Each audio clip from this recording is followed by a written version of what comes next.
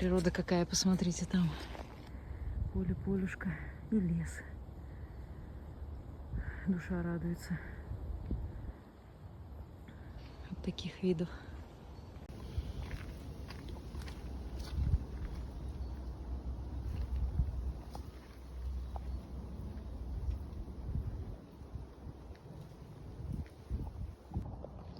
А вот тут, похоже, похоронена Татьяна Юсупова.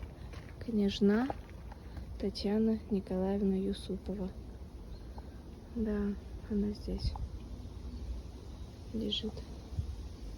Скончалась в 1888 году. Красиво так сделано.